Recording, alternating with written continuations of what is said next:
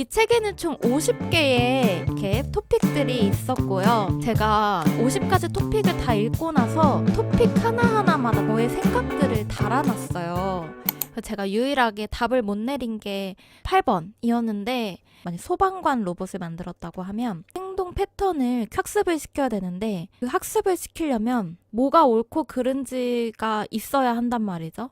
내가 지금 답이 없는 상태에서 그런 로봇을 만들 수가 없다라는 생각이 들면서 답을 못 내리는 문제가 됐거든요, 이게. 사람이 답이 없으면 답을 가진 인공지능이 나타날 수 없는 상황이라고 저는 생각을 했고, 그렇기 때문에 답이 없는 문제에 대해서 답을 내리려고 인공지능을 쓰려고 하다 보니 이거는 어떻게 할 수가 없겠다라는 생각이 들더라고요. 제가 좀 재밌는 생각이 든 게 있어요. 책을 다 읽고 나서 우리가 처음부터 인간이었던 게 아니잖아요. 코끼리가 처음부터 코끼리였던 거 아니고 토끼가 처음부터 토끼였던 것도 아니고, 그러니까 이 동식물들은 그냥 우리랑 같이 이 지구에 존재하는 생명체였을 뿐이고 우리가 그냥 식별하기 용이하기 위해서 구분을 지어놨을 뿐인데, 이제는 이 세상에 같이 살아갈 어떤 존재를 우리가 인공적으로 만들어내고 있거든요. 그 인공지능이 특히나 그렇잖아요.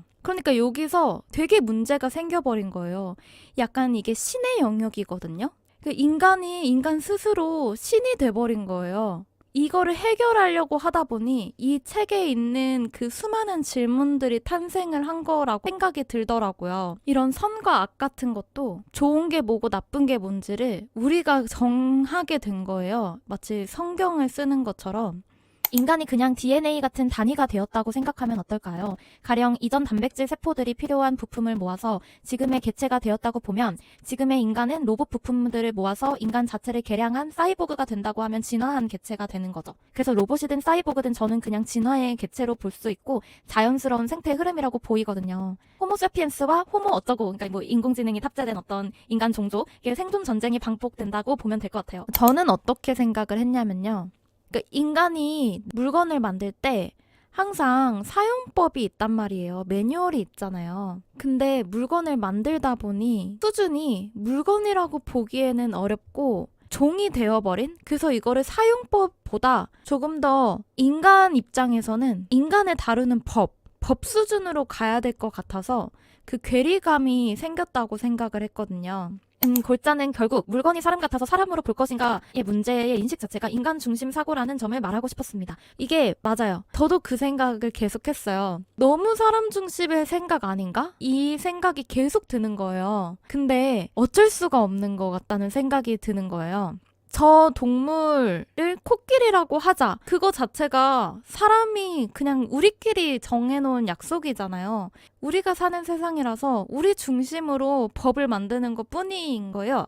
남들이 보면 아무 의미도 없는 거죠. 그냥 우리끼리 살기 편하려고. 그래서 인간 중심의 생각 아닌가라는 의문을 갖다가 그게 그럴 수밖에 없고 그렇게 법을 만들 수밖에 없는 거 아닌가?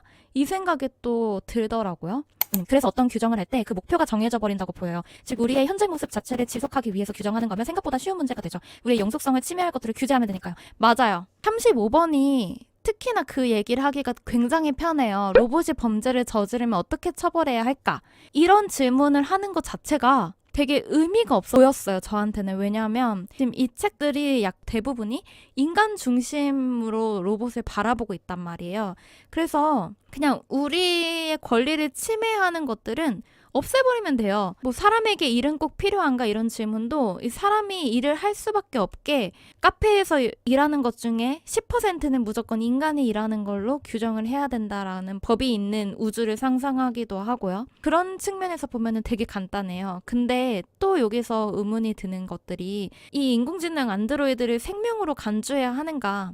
호모 어쩌고가 된다고 하면은 또 그 폐기해버리는 게 말이 안 되거든요. 그 목표를 어떻게 설정을 하는가부터 먼저 규정이 돼야 되는 게 맞는 거고, 그래서 저의 입장은 그냥 인간이 만들어낸 물건 그 자체로만 보는 게 맞다고 저는 생각을 했고, 인간의 진화된 측면으로 본다고 하면 저처럼 생각하면 안 되죠, 이제. 이게 사람들의 생각이 굉장히 다양할 거라서 그거를 먼저 합의점을 찾는 게 좀 중요할 것 같아요. 그래서 또 제가 저 35번에 어떻게 적어놨냐면, 로봇도 관리하고 싶어하는 사람의 욕심이다.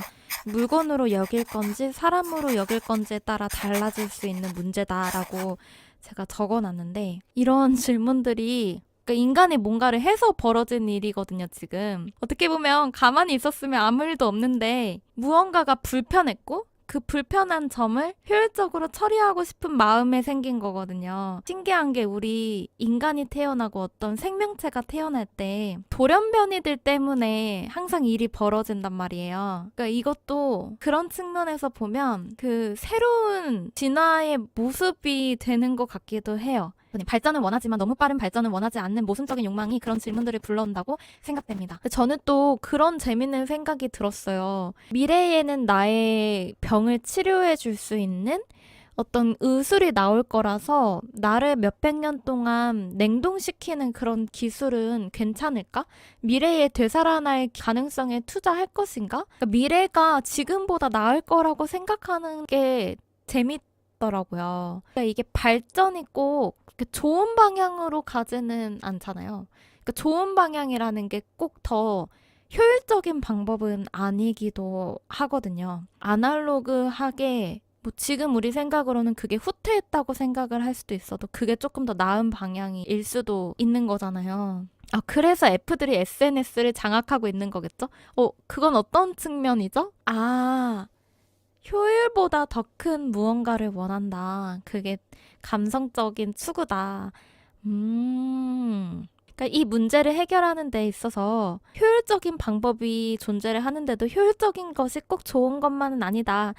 비효율적이라도 나의 감정에 이해를 해주고 그런 게 조금 더 좋은 거 아니냐 이렇게 생각을 하는 사람들이 또 생기다 보니 요즘에 그런 것도 굉장히 많더라고요. 옛날에 막 뭐 펜팔 쓰고 삐삐하고 그랬던 시절이 부럽다. 그때가 더 사람들이 낭만적이고 감성적이었던 것 같다. 지금은 이제 뭐 낭만을 잃어가지고 너무 속도가 빠르다 보니 속도가 빠른 게 좋은 건 아니다. 그래서 이제 느린 우체국이라고 해서 관광지에 특히 많은데 지금 편지를 쓰면 1년 뒤에 오는 거예요. 사실 편지의 목적 자체가 뭡니까? 나의 소식을 알리려고 하는 거잖아요. 그 편지가. 옛날에 뭐 고려시대 때만 하더라도 정말 옛날에도 그 소식을 빨리 전달하려고 막 말 타고 이제 막 달려오는데 고려시대에도 그런 판에 지금은 오히려 배달 속도가 너무 빠르다고 느린 우체국을 이용을 해가지고 1년 뒤에 오는 그 소식을 기다리려고 그런 걸 하고 있으니 효율적인 게 마냥 좋지만은 않다라는 인식이 또 생기기도 한 것 같고 그렇네요. 차로 다니는 여행은 편하지만 걸어 다니는 여행보다 잔상은 적기도 하고 그런 것도 있죠. 맞아. 재밌어요. 이 책 읽으면서 되게 많은 생각을 했고 내가 지금까지 봐왔던 어떤 책들이나 영화나 드라마 같은 것들이 한 번에 이렇게 종합된 그런 느낌이 또 들었어요. 이 책에 그런 것도 있더라고요. 이마족이라고 나왔는데 이마가 굉장히 넓어요. 이마가 굉장히 넓어서 이마를 서로 맞대면 서로의 생각이 공유가 돼서 내가 느끼는 이런 아픔과 고통과 나의 고민을 한 번에 이해를 하는 거예요. 마치 블루투스 같은 거죠. 그래가지고 이제 사람들이 굉장히 위로를 받는 이마족이 여기 나와요, 이 책에. 그러다 보니까 사람마다 개성이 점점 사라져요. 개성이 없으면 참신하고 다양한 생각을 하지 못하는 단점은 없을까요? 라고 물어보니까 개성이 부족할 순 있지만 전혀 없지는 않다. 왜냐면 생각을 공유하긴 하지만 서로 분리된 몸으로 따로 각자 살아가니까 또 마냥 그렇지만은 않다라는 내용이 나오는데 에반게리온의 에이티 필드가 또 떠오르더라고요. 이 필드가 각자의 영역인데 이런 필드가 없는 세상에 살면 우리가 굉장히 이해받고 그래서 더 평화로워지지 않을까? 이런 생각을 가져가지고 AT 필드를 없애는 행동을 하지만 그러면 이제 개성이 없어지기 때문에 오히려 또 서로가 서로를 마냥 이해하는 그런 우리가 상상한 그런 이상적인 모습이 나오지 않는 그랬거든요. 그래가지고 그 부분을 또 보면서 에반게리온 다시 한번 보고 싶다.